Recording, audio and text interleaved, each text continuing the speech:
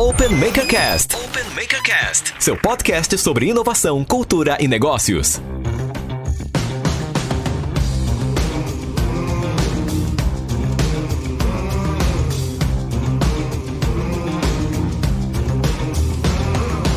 Hello, Founders! Sejam bem-vindos, está começando mais um Open Makercast, o podcast feito com você, para você. Vem com a gente, ajusta o volume, que o programa hoje está muito bacana. Hoje, aqui no Open Makercast, nós vamos falar sobre novos mercados, principalmente para você que é empreendedor, que já tem um negócio, que está operacional e que precisa tomar decisões de expandir, escalar, encontrar novos mercados. Venha com a gente, porque o Open Makercast é uma iniciativa do Open Maker, o primeiro hub da indústria 4.0 do país. Se você quer saber mais informações, acesse openmaker.ind.br e conheça as empresas parceiras que apoiam este projeto.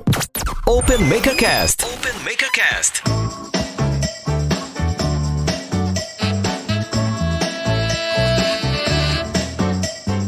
Momento Mentoria.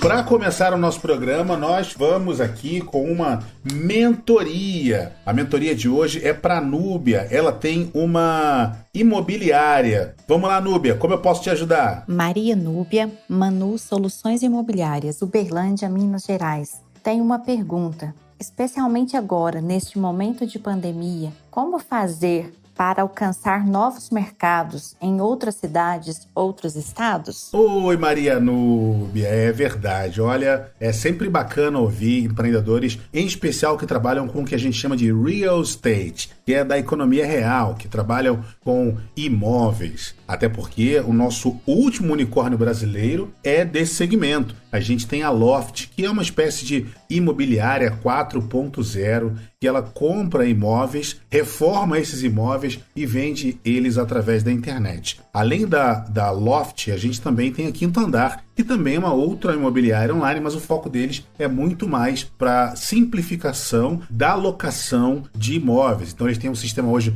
totalmente automatizado, e não só o sistema automatizado de tecnologia, algumas outras inovações que eles têm não dependem nem de tecnologia, como por exemplo, eles têm uma caixinha azul que fica presa na porta do imóvel. Então eles pedem para que os proprietários dos imóveis deixem a chave do imóvel dentro dessa caixinha azul, muito parecido com aquelas caixinhas que ficam em concessionárias de carro, com a chave dos carros, onde só os corretores deles e os representantes têm acesso a essa chave para poder pegar essa chave para abrir o imóvel. Então, eles também têm essas tecnologias. No teu caso, Maria Núbia, como você veio perguntar um pouco sobre como vocês podem, na empresa de vocês, expandir, encontrar novos mercados, eu quero muito chamar a tua atenção para dois movimentos que estão acontecendo. O primeiro deles é o movimento onde a gente tem empresas e corporações que, por muito tempo, buscaram lajes, em especial lajes abertas, para montar aqueles escritórios open space. Essas empresas estão diminuindo de tamanho, mas não necessariamente elas estão diminuindo o seu volume de funcionários. Elas continuam com demandas para escritórios menores ou escritórios mais baratos. Um outro ponto interessante que também está acontecendo para as empresas é que muitas delas não dependem diretamente para ficar nas grandes capitais. Então também está acontecendo um êxodo das empresas saindo das capitais e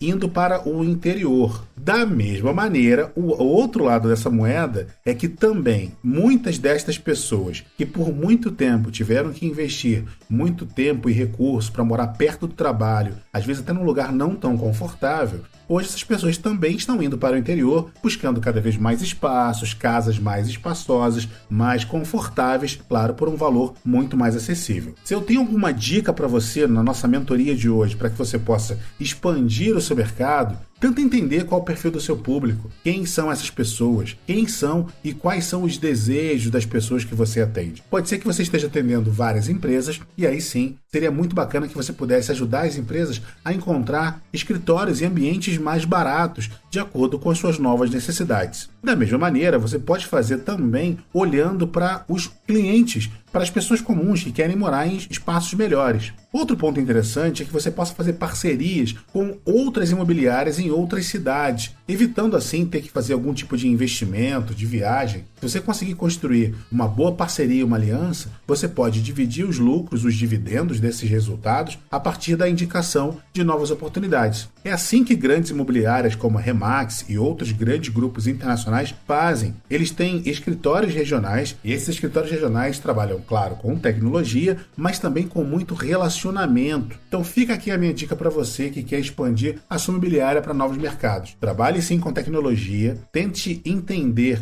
quais são as ferramentas que você pode usar para potencializar a sua presença digital, mas não se esqueça do relacionamento. É com o relacionamento que a gente faz negócio. Leva isso para você, que eu tenho certeza que você vai se dar muito bem.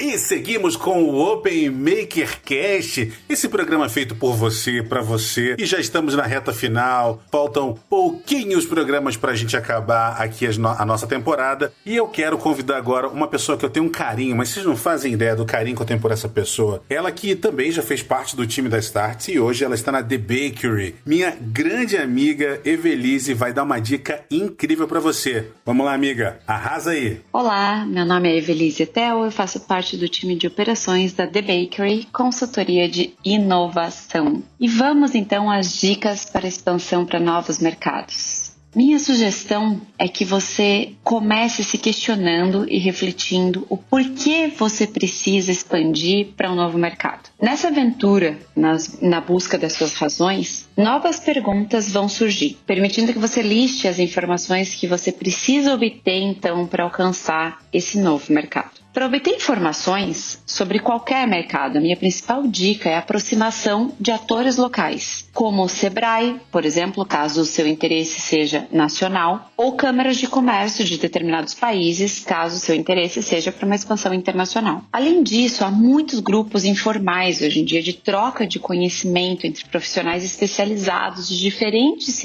setores e diferentes locais. Eu costumo dizer que na sua rede de relacionamentos você sempre está à distância de 2, no máximo 3 contatos para alcançar o seu objetivo. Então, tente se conectar a tais grupos como mais uma fonte de informações e possíveis primeiras parcerias para essa expansão. Uma vez amadurecida a fase de busca de informações, a minha sugestão é que você inicie um plano para dar o que nós aqui na The Bakery chamamos de Smallest First Steps, que são os menores primeiros passos possíveis em um negócio, seja para início ou para expansão, até mesmo para parcerias. Seguindo essa metodologia, a sua atenção deve estar sempre voltada para os erros e aprendizados, permitindo agilidade na correção e constante progresso do seu plano. O próprio título desse conceito remete a isso. Ao não dar grandes passos, as eventuais correções de curso são bastante facilitadas. Isso independente do tamanho do seu negócio, se você é uma pequena, média ou grande empresa. E durante a fase desses pequenos passos, além da atenção aos erros e correções que eu já mencionei, você terá a oportunidade de entender se é crucial formar parcerias e quais são elas, por exemplo, para expandir para esse mercado. Você também vai entender se o seu time consegue absorver as novas demandas ou, por exemplo, a ordem de grandeza e necessidade do crescimento dos seus recursos humanos e financeiros, para entender se é o seu momento. Bom, eu espero que essas dicas te encorajem a não ter receio de dar esses pequenos e ágeis passos ao olhar para novos mercados, encarando que você pode, nessa jornada, encontrar oportunidades incríveis ou importantes motivos pelos quais aquela direção não é a melhor direção para o momento da sua empresa. Bem, desejo todo sucesso aos empreendedores que deram o seu primeiro pequeno passo ao buscar informações ouvindo esse podcast. Um abraço. Até a próxima. Obrigado, Evelise Tel, que querida, que mamãe, virou mamãe há pouco tempo também, uma super executiva. Obrigado pelo carinho, por toda a sua dica aqui e por sua generosidade nessa dica aqui no nosso Open Maker Cast.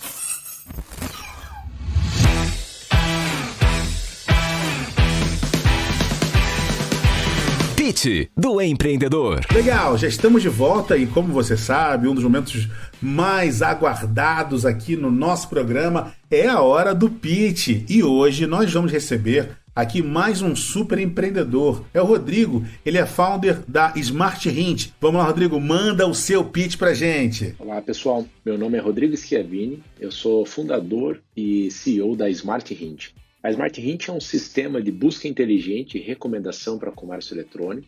Estamos atuando já em 9 países, já fizemos mais de 1 bi de vendas passando pela nossa tecnologia. Milhares de lojas virtuais já utilizam e já impactamos a vida positivamente de pelo menos 60 milhões de consumidores. Para te falar um pouquinho mais de como que nós fazemos para resolver ou minimizar uma dor de mercado, que é a baixa taxa de conversão, ou seja, a consequência do varejo, né? Que é conversão, como que a gente faz para tentar minimizar esse impacto dessa baixa taxa? Segundo um estudo da Associação Brasileira de Comércio Eletrônico, a média taxa de conversão dentro do comércio eletrônico é de 1,65%. Então, o que significa isso? A cada 1.000 pessoas que você leva para dentro de uma loja virtual, você consegue converter em 16 pedidos. Então, é muito pouco, é muito baixa essa taxa. Só que nós sabemos que para aumentar essa taxa de conversão, hoje, nos dias atuais, nós precisamos primeiramente melhorar a experiência de compra do consumidor. E para isso, a Smart Hint foi criada. Então, a Smart Hint funciona dentro da loja virtual de uma forma totalmente transparente. O consumidor final não percebe que a Smart Hint lá dentro. E o papel dela é identificar o perfil desse consumidor e fazer recomendação de produtos, ou seja, personalizar o atendimento desse consumidor. Possuímos 3 formas de manifestação dessa inteligência. Utilizamos engine de inteligência artificial em toda a ferramenta. E a primeira forma é através de pop-ups de retenção. Sabe quando você vai abandonar uma loja virtual e aparece um pop-up, só que esse pop-up, essa telinha, te oferece um cupom de desconto e te oferece a chance de você comprar aquele produto com 60 segundos com um desconto bacana, para fazer com que a conversão aconteça. A outra forma é através de vitrine de recomendação. Você já deve ter visto isso em lojas virtuais, que é quem viu esse produto viu também, quem comprou, comprou também, compre junto. São 16 formatos de vitrines prontas que se espalham na loja para levar aquilo que o consumidor está buscando. E por último, e mais inovador de todos, é o campo de busca. Sabe aquele campo de busca que tem lá no topo das lojas virtuais? Você vai lá e digita alguma coisa para que ele traga o produto para você. E as características de inovação aqui é a velocidade. Conforme você digita, o produto já é apresentado. Não é um autocomplete, é a busca sendo apresentada imediatamente conforme você digita. Se você digitar um termo errado, por exemplo, Nike, diversas formas que você tem de digitar, mas desde que o som fonético seja o mesmo, nós trazemos também o resultado do produto para aquele consumidor. E por último, se você digitar, por exemplo, numa loja que venda vestido, por exemplo, vestido vermelho, mesmo que a tonalidade do vermelho não esteja escrito dentro do conteúdo, do título do produto, nós vamos encontrar que nós utilizamos essas engines inteligentes que faz regressão nas imagens e a gente identifica que produto que é e que cor que é, simplesmente pela imagem sem nada mais. Então, desta forma, nós personalizamos o atendimento do consumidor, elevamos a experiência de compra e, consequentemente, a taxa de conversão. Entrevista.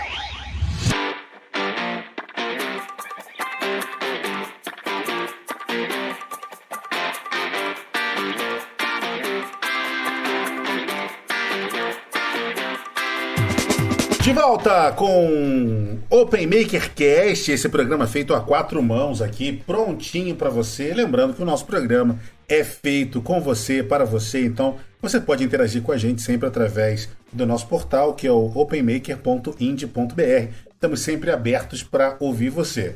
E como já comentei com você lá no comecinho do programa, estamos recebendo hoje Felipe Leal, ele que, dentre muitas atribuições, tem uma ampla carreira aí também no mercado de inovação, de startups. Hoje ele está na função de, além de sócio, head da China, da Start. Seja bem-vindo, Felipe Leal. Leal, seja bem-vindo. O microfone é todo seu. Legal, Mac. Obrigado pelo convite. Um prazer estar aqui com vocês. E vamos lá, a ideia é bater um papo aqui sobre China, sobre novos mercados. Vamos embora. Ô, Léo, quero começar falando para a nossa audiência que, por coincidência, não conheça a Startse. Quero lembrar a todos aqui, fazer um lembrete que a Startse ela é um dos principais conglomerados de mídia e ações e iniciativas de apoio ao ecossistema de inovação. Além do portal de conteúdo, eles têm uma área super forte também de educação para empreendedores dos mais diversos níveis e também tem uma área de experiências inclusive com missões internacionais. Léo, conta um pouquinho pra gente sobre as atividades que mais hoje estão em destaque, que as pessoas mais reconhecem a Startse. A gente pode falar do pré-pandemia e do pós-pandemia, né? Vamos pelo pré-pandemia primeiro, beleza. Porque eu quero também saber como é que foi esse processo de transformação de vocês. Legal. Bom, a Startse é uma empresa que tem aproximadamente 5 anos de vida, então a gente se considera uma startup ainda, e com o tempo a gente foi se descobrindo uma empresa de educação. Então esse é o nosso posicionamento hoje. Somos uma EdTech, queremos ser uma EdTech e a gente vem construindo os nossos produtos, as nossas soluções e como a gente atende os nossos clientes, sejam eles empreendedores, executivos de empresa, gestores, investidores e as próprias empresas também. Então a gente tem um atendimento para os clientes bem focado no canal B2C, outro canal B2B, e as principais frentes até, né, o pré-pandemia, a Startse foi uma empresa que vendeu muito digitalmente, mas as suas entregas sempre foram majoritariamente presenciais. E aí, dentro desse guarda-chuva de educação majoritariamente presencial, a gente tem o pilar, né, de programas internacionais, programas educacionais internacionais, mais comumente conhecidos como missões, para Vale do Silício. Só para o Vale do Silício a gente já levou, nesses 4 anos, fazendo missões, mais ou menos 5 mil brasileiros. Para a China, mais ou menos 1.000 brasileiros. E também Israel, já fizemos para a Índia pontualmente, Portugal também. Então, esse é um pilar. Outro pilar são conferências e eventos aqui em São Paulo. Então, para vocês terem uma ideia, ano passado a gente deve ter feito mais ou menos uns 20 eventos presenciais. Mais ou menos 50 mil pessoas passaram por esses eventos, de diversas verticais. Eventos de ecossistemas também, então Silicon Valley Conference e outros. Um outro pilar importante nosso é o pilar de educação executiva. Então, cursos, né, o que a gente chama de Higher Education aqui, também majoritariamente aqui em São Paulo, mas também cursos online e outras frentes. Isso foi o pré-pandemia. Sobre o pós-pandemia, eu quero te fazer a pergunta que é a seguinte. Eu sei que vocês, na Startse, têm como lema provocar novos começos. E aí, geralmente, existe uma máxima no mercado que diz que casa de ferreiro é espeto de pau. E não é o que vocês mostraram aí no trabalho de vocês. Eu percebi muito rapidamente, talvez tanto pelo time que vocês têm, o Júnior Bonelli, o Maisonave, enfim, você tem tanta gente legal trabalhando com vocês, que vocês foram muito rápidos nessa transformação. Conta pra gente qual foi o clique para fazer esse novo Startse. O clique foi o Covid, né? Aquela coisa para todo mundo, acelerou. Mas você tem razão.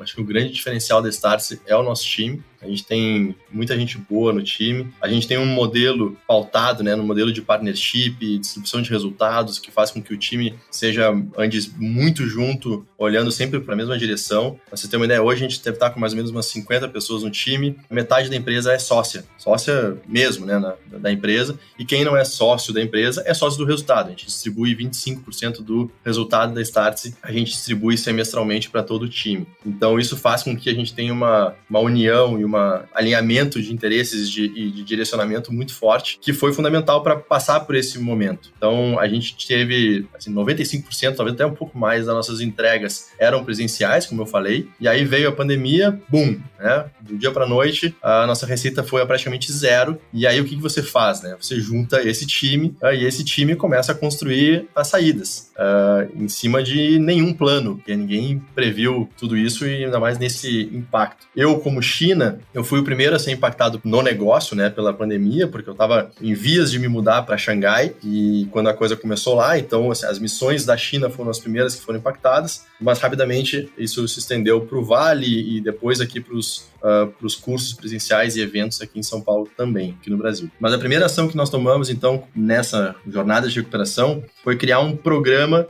grande, gratuito, chamado Restartse, e aí vem uma brincadeira com o próprio nome da Startse, né, de provocar novos começos. Você mencionou bem, o nosso propósito é esse, e provocar novos começos nas pessoas e nas empresas. E o Restartse, e o Startse vem, né, de se startar, né, se começar, se botar em movimento. E o Restartse veio assim, bom, tá todo mundo mundo vivendo uma situação única, indesejada, mas única, e a gente tem que enfrentar. Então, de que forma a gente pode ajudar as pessoas, se não saírem maiores desse momento, saírem mais fortes, mais bem preparadas. E aí a gente lançou o Restarts, a primeira temporada, que nem tinha essa ideia de fazer temporadas, né, mas acabou tendo outras temporadas na sequência. E a primeira, então, foram 100 horas de conteúdo gratuito, trazendo diversos nomes do mercado aqui no Brasil, do Vale, da China, enfim, tratando de todos esses temas, para ajudar as pessoas a passarem por isso. Todo mundo foi para casa e foi assim, super bem recebido, e isso virou um desdobramento de 4 temporadas, né? Então a gente acabou de finalizar a 4ª temporada na semana passada, 250 horas de conteúdo, talvez 300 horas de conteúdo no total. Mas vocês não saíram da essência de vocês, continuam sendo uma empresa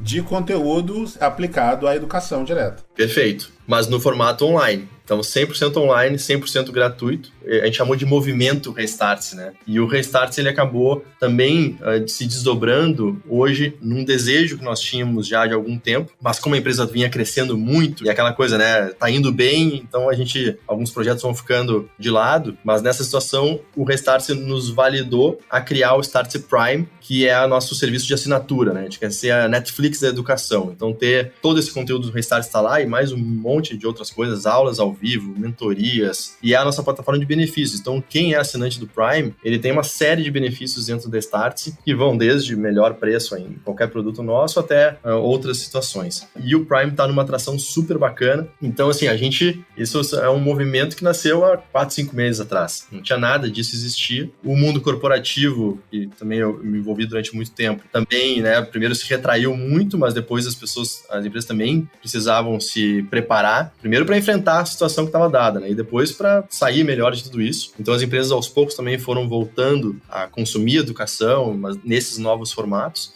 Então, com o tempo, a recuperação foi acontecendo, e acho que como 2 referências, a gente hoje já deve ter recuperado mais ou menos 70% da nossa receita pré-pandemia, mas o nosso resultado, ele está muito melhor do que antes. Então, em julho, a gente bateu o recorde de resultado na Startse histórico, porque a gente ajustou uma série de coisas, o poder de escala do online, né? Então, quando a gente vira a empresa para o online, a gente ganha um poder de escala que o presencial não possibilita tanto, e a gente está nessa jornada aí que está sendo muito bacana, mas vou retomar ali o início da minha fala, e que você colocou. Isso só aconteceu por causa do time. Está sendo desafiador, mas super empolgante fazer parte de tudo isso. Imagina. Teve uma passagem agora que você falou sobre o teu tempo no mercado corporativo. Eu sei que você tem mais de 15 anos no mercado corporativo, em especial com multinacionais. E o tema do nosso programa de hoje é novos mercados. E essa é uma pauta que me traz um sentimento meu. Hoje eu trabalho também investindo em startups e ajudando elas a pensar em internacionalização, mas essa é uma pauta que o empreendedor brasileiro ainda não está tão acostumado. Por que você acha que o empreendedor brasileiro não pensa tanto assim em novos mercados, em especial mercados internacionais? E o que você acha que o empreendedor poderia começar a mudar no seu pensamento a partir de agora? Eu acho que talvez o primeiro motivo seja uma coisa boa que acaba se tornando uma coisa ruim, que é o tamanho do nosso mercado. A gente tem um mercado grande, potencialmente grande, aqui no Brasil. Então, muitas vezes, o empreendedor ele acaba se conformando em tentar crescer aqui dentro. Acaba esquecendo que hoje ele pode facilmente atuar em qualquer lugar do mundo. A Startse, por exemplo, uma empresa 5 anos atrás minúscula, desde sempre teve um pé no Vale do Silício, lá na meca da inovação do mundo. Com 2 anos, já estava com um pé na China. Então, outra meca de inovação do mundo. Então, a gente sempre entendeu que para o nosso negócio era importante estar nesses mercados. Mas eu acho que as pessoas normalmente se acomodam em crescer aqui dentro e ponto. Essa é uma primeira etapa. A segunda, eu acho que é uma questão de preparação do empreendedor. Eu me lembro lá em 2016, quando eu comecei a navegar mais fortemente no ecossistema, e é muito legal ver no Brasil como nesses 4, 5 anos o ecossistema amadureceu e cresceu nesse período. E eu acho que os empreendedores também amadureceram nesse período e se prepararam para darem outros saltos, né, e irem alguns para fora. Então tem uma etapa de preparação, seja do idioma, seja de entender os mercados, e aí quando a gente, né, depois conectar com China, acho que isso fica muito evidente. Eu acho que talvez eu ficaria nesses 2 principais, que é uma acomodação com o tamanho do mercado que a gente tem aqui, diferente lá de Israel, por exemplo, que é um mercado minúsculo, então o cara já cria os negócios com a cabeça de levar para o mundo. E aqui a gente ainda demora um pouco mais nesse processo, mas de novo, tá num ritmo bem, bem bacana. Eu percebo exatamente isso, que o empreendedor brasileiro, ele ainda não está tão acostumado com esse pensar global, mas ele está se mantendo cada vez mais curioso, né? Cada vez mais pensando nesse processo de tá conectado. Hoje, mais cedo, a gente recebeu aqui no programa, e no Open Maker Cast, a Maria Núbia.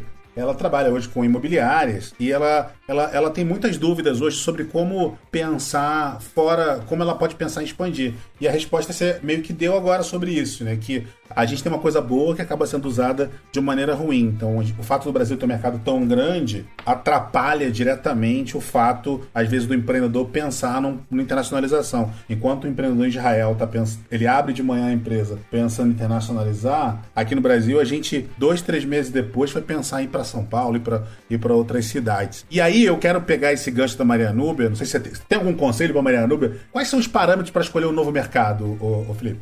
Só uma referência legal, que a Maria Núbia é de Uberlândia, né? E a Startse nasceu também no interior de Minas, uma cidade chamada Areado, que é uma cidade, muito menor do que Uberlândia, uma cidade super bacana, uma cidade muito pequena. Então o Júnior e o João, quando começaram a fundar a Startse, foi lá, ali coladinho em Alfenas, mas eles sempre tiveram essa cabeça, vamos para São Paulo rápido, depois vamos para o Vale do Silício e por aí vai. Então eu acho que, sei lá, se dá para dar alguma dica para Maria Núbia, né? Tenha a cabeça do digital, porque o digital é o que vai possibilitar expandir para onde ela quiser, seja para uma cidade do lado, seja para Uberaba, Araxá, ali, região, Triângulo, seja para o resto do Brasil ou para qualquer outro lugar do mundo. As fronteiras hoje, elas praticamente inexistem. E dependendo do seu negócio, o teu concorrente, ele não está só ali em Uberlândia, né? Ele está vindo de qualquer lugar do mundo atacar ali, né? E competir nos teus clientes naquele mercado que hoje você domina. Então,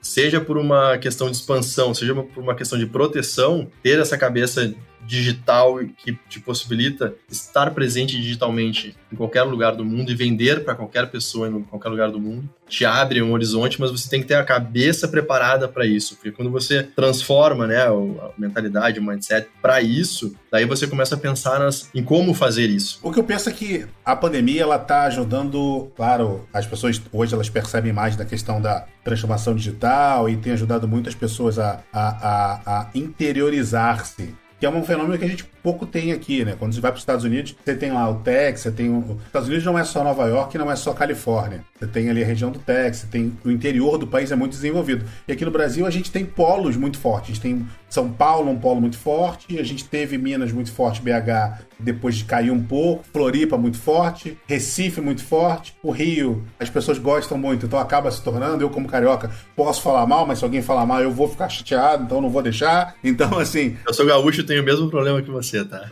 E na Bartz, então assim, eu também, o coração também é um pouco gaúcho.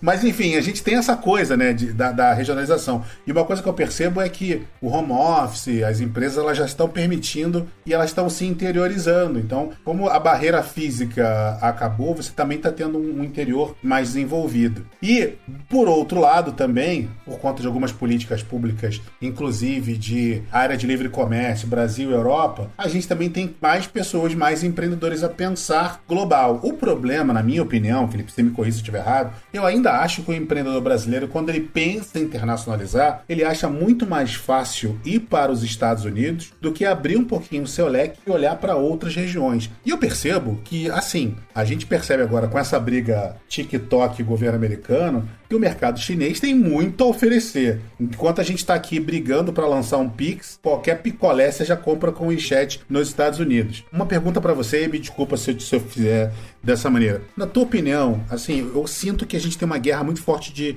retórica hoje e constantemente existe um processo de querer, às vezes até desmerecer ou despreparar a China. Você falou agora, no começo, um dos primeiros a ser impactados porque o epicentro do início foi na China. Na tua opinião, você acha que a China pode continuar sendo ignorada? Porque, assim, o ideograma chinês, a palavra China significa terra do meio. Me corrija se eu estiver errado. Porque o chinês do passado é o americano hoje, né? Então, enquanto as pessoas acham que o umbigo do mundo é Estados Unidos, o chinês do passado já foi isso e perdeu isso. E eles estão lutando e muito nesse último século para voltar ao poder. Você acha que dá para continuar desmerecendo, despreparando a China? Não podemos mais ignorar a China. E a gente não faz isso, né? O brasileiro assim, não faz isso por mal. A gente faz isso por desconhecimento. A gente não foi educado e preparado para entender a China, para conhecer a China. E eu digo por mim mesmo. Eu agora, mais recentemente, que estou responsável pela operação da Startse na China, que mergulhei nesse universo, mas eu também, a primeira vez que eu fui para a China, foi em 2018, eu fui cheio de verdades absolutas e preconceitos, que a China é isso, a China é aquilo, e eu voltei com o rabinho entre as pernas, humilde, dizendo, olha, se eu quero começar a tentar entender de China, a primeira coisa que eu preciso fazer é compreender que eu não sei nada de China. E eu vejo isso muito presente no nível de conhecimento geral. De novo, que a gente não foi preparado. Os Estados Unidos é muito mais próximo da gente, é muito mais, sei lá, acessível, mais perto, a língua, talvez os valores ocidentais são mais próximos da nossa realidade aqui, então é muito mais natural, nós estamos no mesmo continente, é mais natural que a gente seja mais familiarizado com os Estados Unidos do que com a China. Mas hoje, o fato é, a China é a segunda maior economia do mundo, caminhando para se tornar a primeira, cada um pode arriscar aqui quando, mas a questão é essa, né? Não é mais se vai acontecer, mas quando, se é daqui a 3, 5, 10 anos, não importa, ela está caminhando para isso e tende a acontecer, quer o Trump ou o Biden ou quem quer que seja goste ou não, isso está dado. Então a gente precisa, não pode ignorar a segunda maior potência do mundo. Só que, e você comentou perfeitamente, a China, ela sempre foi, durante, assim, existe um gráfico, uma imagem que é bem conhecida, né, que mostra a relação de PIB, né, das nações, não é nem países, porque 2.000 anos era uma outra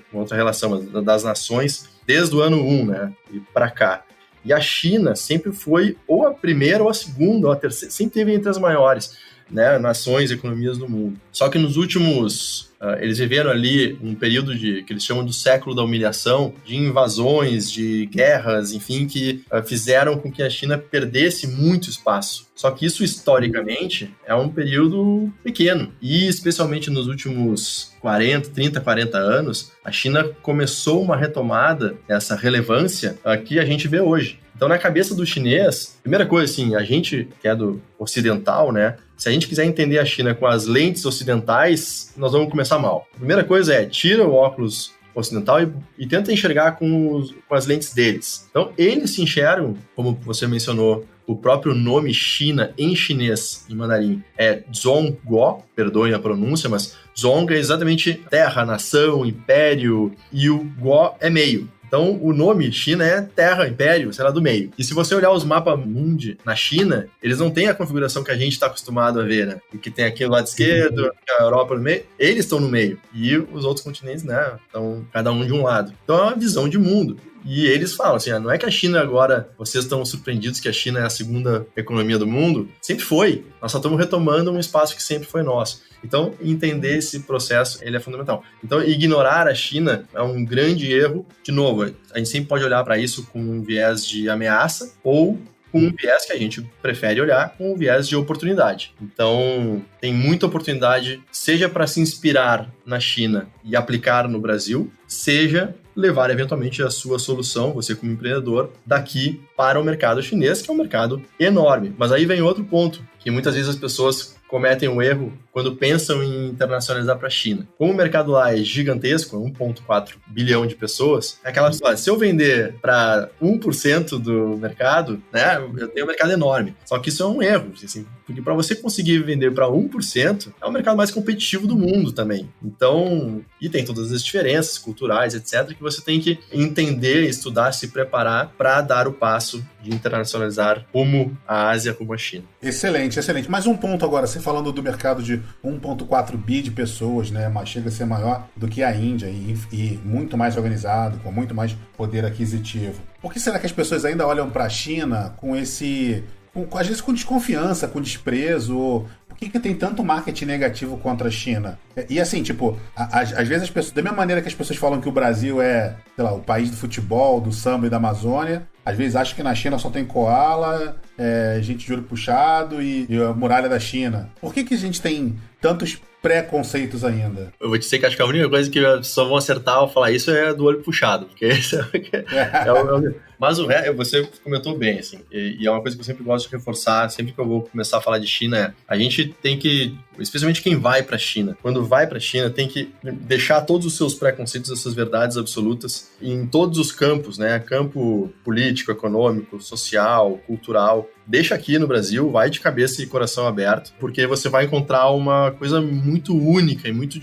complexa, relativamente complexa de ser entendida, se você for muito agarrado nos seus rótulos. E eu sempre gosto de reforçar, porque fazer isso é fundamental, porque quando fazem isso conosco, né, com os brasileiros, um gringo, um cara de fora, não um chinês, qualquer gringo, vem e fala, pô, Brasil é um país de futebol, é a Amazônia, né, o samba, sei lá, onça pintada. Cara, tudo isso é o Brasil, mas o Brasil é muito mais do que isso. Então, a China é a mesma coisa, é um país continental, com 7 vezes a população do Brasil, com uma complexidade de administrar todo esse povo muito particular. Então, quando a gente comete a gente simplifica o raciocínio, né? Então, a China, agora, com o Covid, comedor de morcego, né? E tem essas coisas, ditadura comunista, que lá todo mundo é robozinho, que ninguém faz nada, não tem nenhuma liberdade, é a fábrica do mundo, tem muitas coisas, ou do Panda, né? Tá, Panda por todos os lados, tem muitas coisas que são realidades, que não podem ser negadas, mas elas não representam a totalidade da China, né? Do que é, seja como um país, como nação, seja da sua população. Deixar aqui esses preconceitos. A impressão que eu tenho é que a gente tem... O que às vezes eu penso, tá? Se existe algo muito bom, primeira coisa que eu vou fazer, se eu quero explorar aquilo sozinho, ou se eu quero diminuir muito a concorrência, eu vou detonar aquilo para baixar o preço. É um pouco do que eu acho que está acontecendo, assim. A gente percebe hoje, por exemplo, uma baita de uma interferência do governo norte-americano na operação do TikTok nos Estados Unidos. Contratou um CEO americano, eu acho que o cara é super competente e assim, mas o que eu percebo é que a gente tem 2 grandes grupos, assim. Um grupo que quer explorar e que está tirando excelentes proveitos só da relação, exatamente isso que você falou sobre deixar de lado os olhos, as gafas ocidentais e olhar com as gafas orientais, respeitando toda a história, o ano novo chinês, tudo que já aconteceu. E existe um outro povo que não quer nem parar para observar. O problema é que esses 2 lados são muito poderosos e às vezes todo mundo sai perdendo quando você, em vez de você reconhecer e potencializar, é você descredibilizar para poder pagar um preço melhor. Eu acho, bom, é uma opinião minha particular, eu não quero entrar na questão política da coisa. Sim. Eu acho que cada um tem o seu direito de olhar para isso, mas o mais importante é a gente olhar para isso como um business, como um negócio, e a China tem muitos negócios pra gente. Eu acho que a gente tem que olhar, também concordo contigo, a gente tem que olhar e acho que é muito da nossa missão aqui da Startse, né, ao estar presente na China desde 2018, com um escritório lá e recebendo os grupos, a gente se entende numa missão de preparar o Brasil, né, o empreendedor, o investidor, o empresário, o executivo brasileiro, porque é fundamental entender o que está acontecendo na China. Então, quando a gente começa a ver, mas por que o que acontece lá, as empresas de lá são cópias das empresas do Ocidente, o que hoje é uma meia-verdade, né? Tem muita coisa hoje que a China já está virando uma exportadora de inovação e não só mais aquela lógica de fábrica do mundo, de copiar, de produto barato. Hoje a China exporta inovação em uma série de segmentos, mercado financeiro, pagamentos digitais, por celular, varejo, saúde, educação, vários outros mercados. Hoje a China exporta esses modelos de negócio e é uma nação que vem se preparando muito para ser não só a líder, ser a primeira economia do mundo por indústria, etc., mas também nesse campo da tecnologia. Então, enquanto a gente aqui no Brasil fica batendo cabeça e discutindo ideologia nas escolas e kit isso, kit aquilo, os caras estão estudando AI desde pequeno, porque os caras já viram que é o que lá na frente vai deixar eles mais preparados. Quando a gente olha o volume de formandos, né, graduados no STEAM lá, né, Science, Technology, Matemática, o volume dos caras é muito maior do que qualquer outro lugar do mundo. É uma massa de profissionais que cada vez mais estão bem preparados, entrando no mercado global, não é só no mercado chinês. Então, uma academia,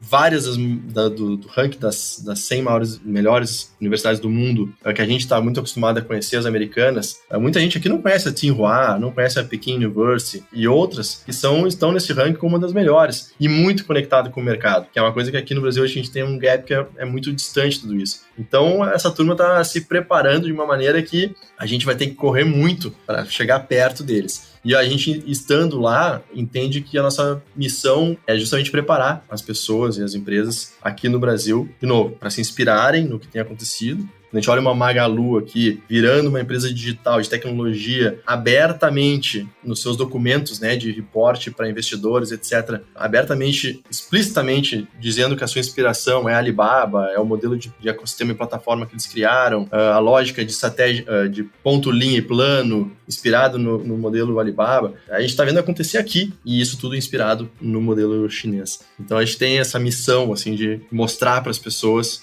o que está acontecendo lá. De novo, seja para preparar para quem está aqui, seja para quem quer tentar a sorte e jogar o jogo lá. E é uma super oportunidade, mas requer uma preparação. Uma coisa que eu digo com frequência é que para cada temporada que você termina da sua série favorita, um chinês termina um livro.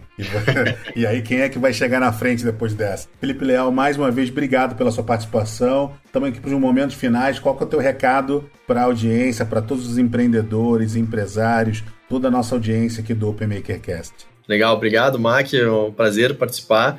Acho que o recado final é que as pessoas olhem para a China tentando não ter preconceito, porque isso é fundamental para buscar o entendimento e buscar as oportunidades que a China oferece. A gente na Startse organiza as nossas imersões para lá, né, as nossas missões, em cima de uma lógica que brinca com o nome da palavra China, que a gente fala sobre ser de contexto, então entender um pouco desse contexto cultural, social, histórico, político, econômico, porque tudo isso se reflete na sociedade de hoje e nessa China digital também. A gente navega no H do How to Do Business, né? Como fazer negócio com os chineses. Então, se você pensa em levar seu negócio, seu produto para a China, fundamental você entender protocolos, rituais, para não cometer gafes na hora de negociar com eles. A gente navega principalmente no campo da inovação, né, que é o I, da palavra, China. Então, startups, modelos de negócio, tecnologias, empresas que estão inovando. O N, que a gente acabou nem falando muito, mas esses novos ecossistemas, né, então entender o que é o ecossistema de Pequim, a capital, o que é o ecossistema de Xangai, o ecossistema de Hangzhou, que é onde fica a sede do Alibaba e que acaba sendo muito conhecido por isso, mas lá tem a Dreamtown, por exemplo, é um lugar que recebe 4 mil